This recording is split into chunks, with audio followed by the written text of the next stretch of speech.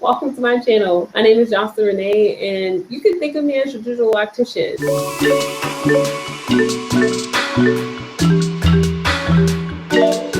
Today, we're not going to really be talking about locks, though. I'm going to show you how a girl with very low self-esteem and no rhythm transformed and evolved into a digital loctician. If you want to get to know me a little bit more, why does she have double nose piercings or finger tattoos?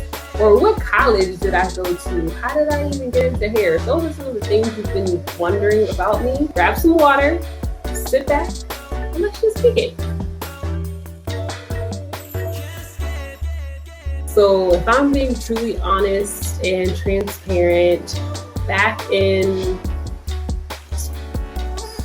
I feel like I was 21.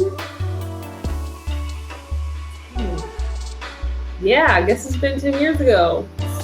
Don't count. But yeah, I had been natural for a couple years, and fro was like getting really big.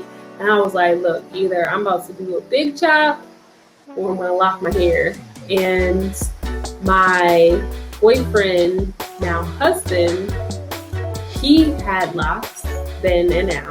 And he was like, just lock it. And I was just like, I don't know. I don't really know much about locks. And he was just like, no, just go into it. I think it will look good on you.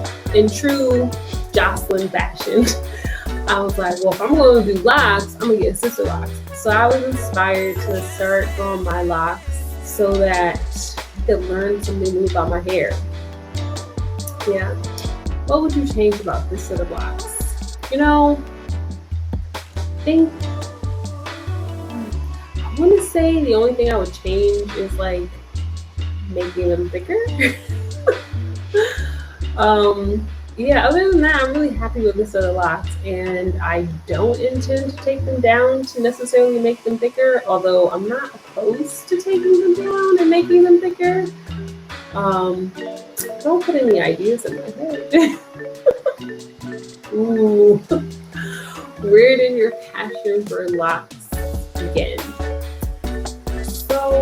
So my passion for locks truly rooted itself within my heart when I took training to become a sister lock consultant. I say that because in the training, it was just so many things that I hadn't even thought of or considered or even expected locks to be able to do and afford. And it was just, I felt so energized and enthused about what I was learning, and I felt like nobody else knew about locks in like a scientific, in-depth, like almost like unraveling or unlocking the secrets of locks. And so I became passionate about learning as much as I could about the locking process from that very moment. What is the biggest misconception about you? This was a tough question. And my first thought was like, people probably think that I'm very comfortable in social situations. I'm not. I'm really awkward. Like, I totally overthink a lot of things. So I'm trying not to. That was the first thing that came to my mind. But when I thought a little deeper about this question, I realized that one of the biggest misconceptions about me is that I can dance. Yeah. Other than drinking a lot of water, how do you get such beautiful skin? I respect skincare, specifically because of where I went to cosmetology school. Like, skincare is no joke. It's really important. And then being somebody who is in a salon where my face gets so oily, like, I wipe and wash my face often. So I don't like a lot of stuff sit on my face. I also don't really wear a lot of makeup. so that can help too. But yeah, water. The inspiration behind my piercing. So I think I've had in my life, I would say it's like 13 piercings or so. Not like just in my ears, just body piercings. I've had 13 body piercings. I think it's 13. It's either 13 or 15. I don't know. I'm maybe confused with the tattoos, but with piercings, I believe like they're temporary. It takes a long time to heal, but they're very temporary. So it's just a way for me to adorn myself. And so, yeah, I just like piercings. I have a high threshold of pain, shall we say. So piercings, I just like piercings. If my husband was not adverse or felt some type of way about certain piercings, I would have a lot of piercings. But, I respect his opinion. So try to keep my piercing addiction at bay. And I've actually had a root piercing. My sister and I got like piercings together. It didn't hurt. Again, I have a high threshold of pain, but it didn't hurt. It's really cute. I feel like I took it out, or I don't wear jewelry in it because putting jewelry in and out of it was difficult. And I just kind of let it go. Or just didn't put any piercing jewelry in there. But yeah, I love piercings.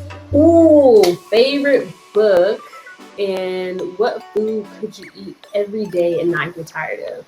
This was another question I thought a lot about. Favorite book, I want to say hands down. Not necessarily hands down. I have two. It's a 2 or 3. First book that came to mind was Parable of the Sower by Octavia Butler. Love that book. Absolutely amazing. Highly recommend it.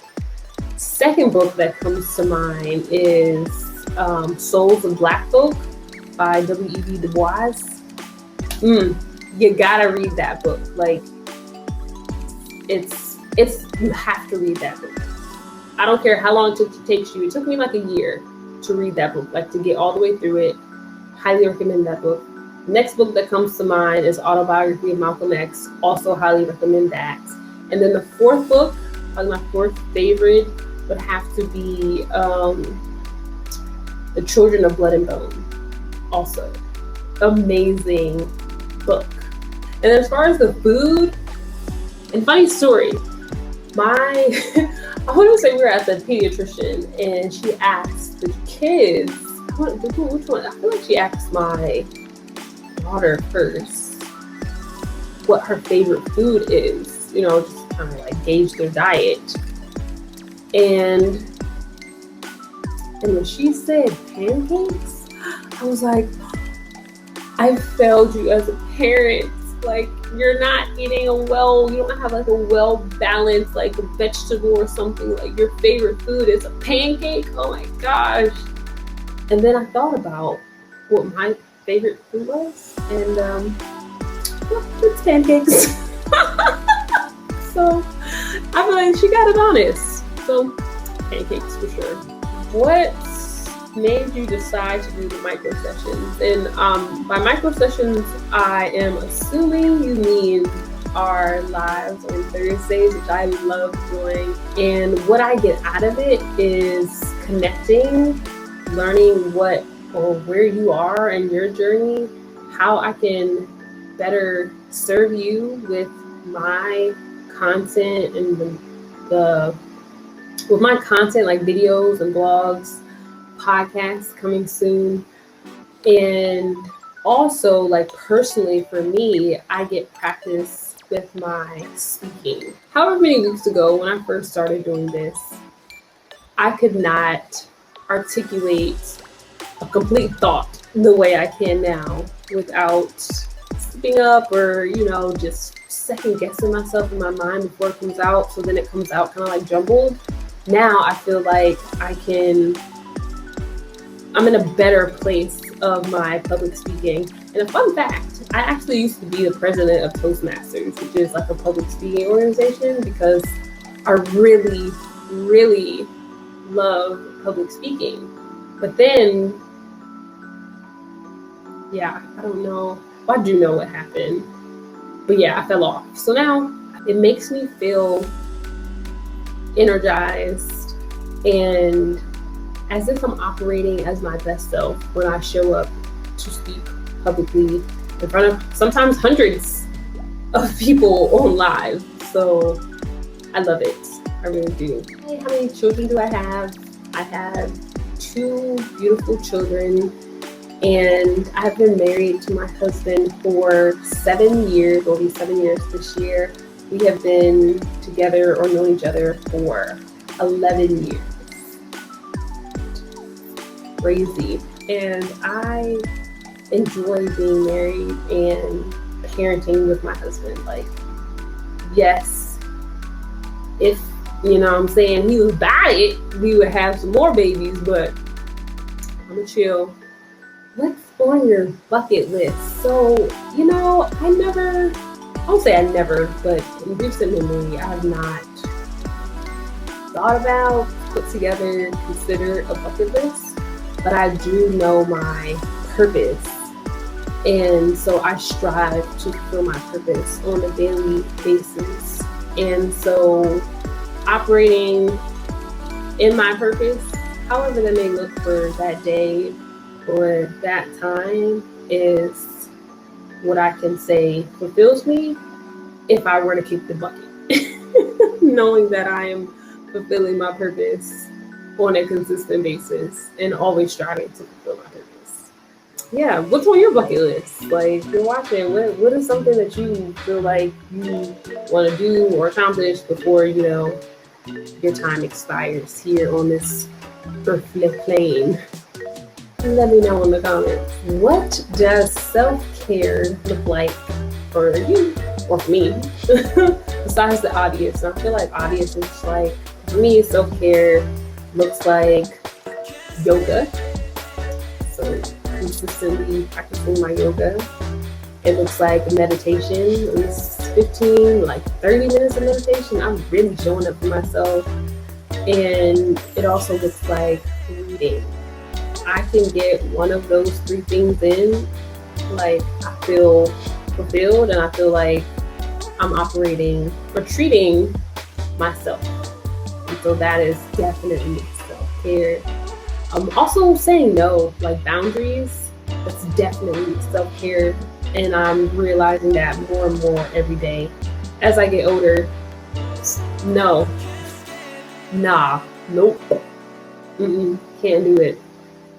Try it sometime. I very much believe in energy healing, and naturally, because of my vibration and because of my belief in energy, one of the things or one of the tools that I use in that space is crystals.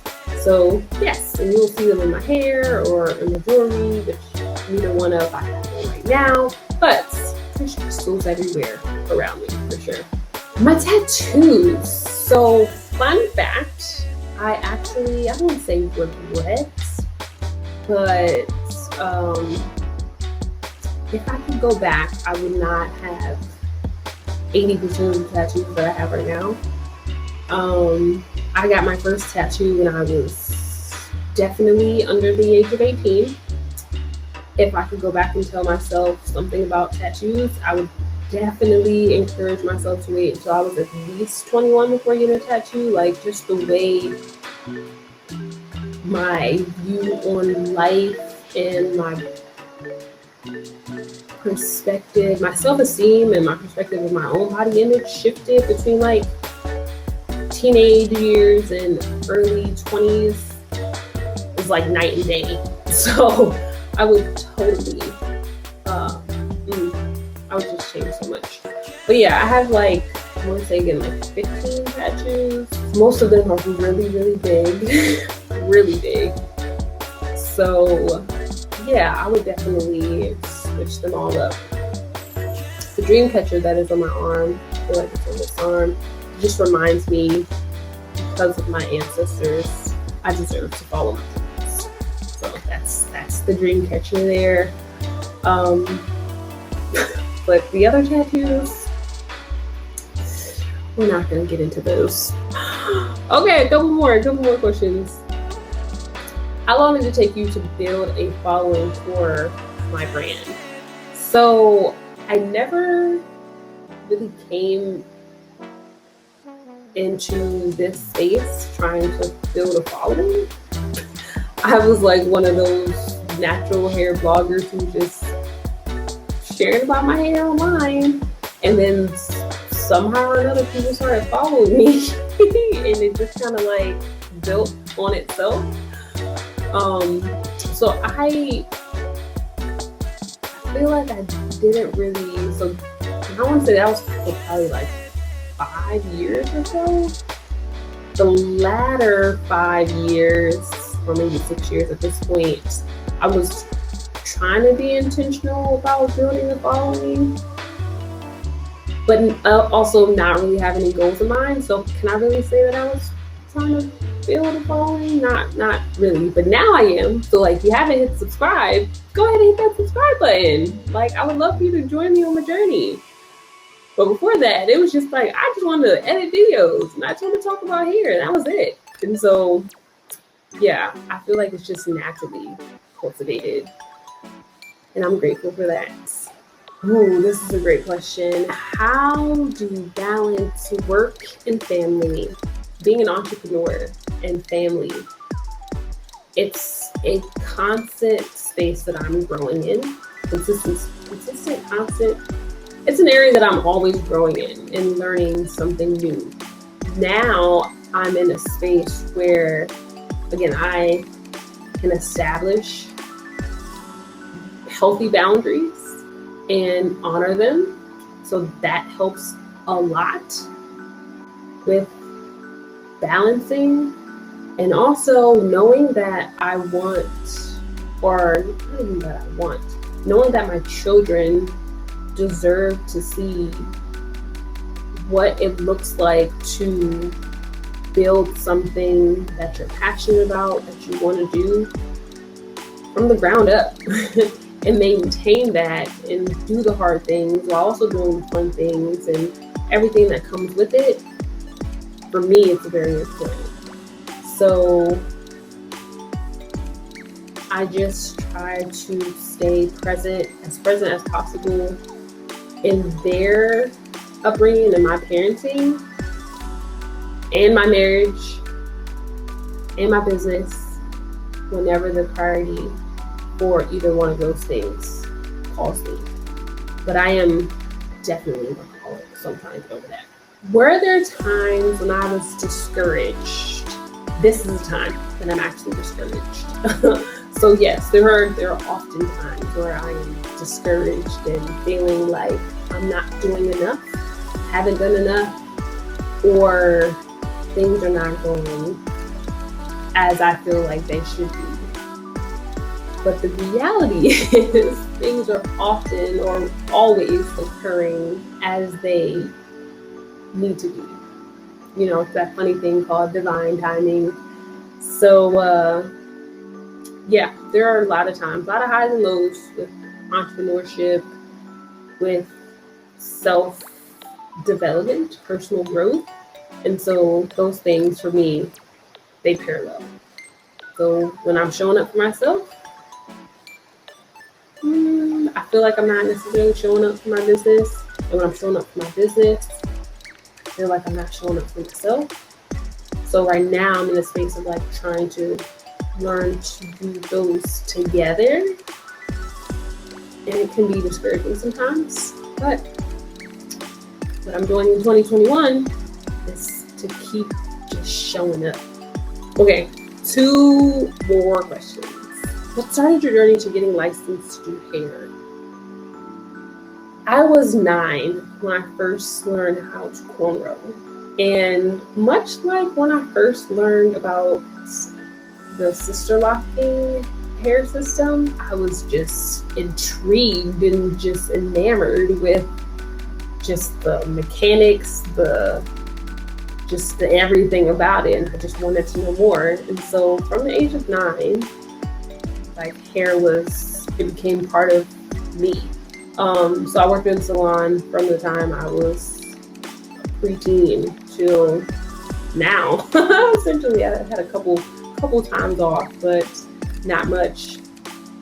So that's what inspired me. But when I decided to get licensed, I was a natural hair blogger, going to all these events, posting all these videos and blogs and all the things. And a cosmetologist in my area came up to me respectfully and was like, if you really cared about hair, if you really wanted to educate people, you would get your license and do it from a professional standpoint. And I was like, say less, sis.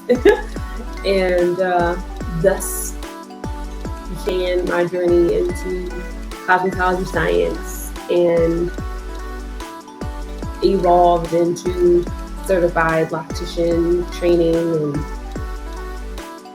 opening my own business and just like, you're just a loctician today. So my major in college originally was computer science. I was definitely building video games and programming computers at a very young age, building websites. That was actually my first business as a website designer. And I could not pass calculus in college. And so calculus being a requirement for comp sci, I had to give up that major. I didn't have to give up, but I gave up. And so I switched it to information systems, and I got a minor in web design. And I'm really grateful for those skills today. Even though I'm in a really creative space, those technical skills like help tremendously. And I went to University of Maryland for college, and I have a couple mentors in my mind.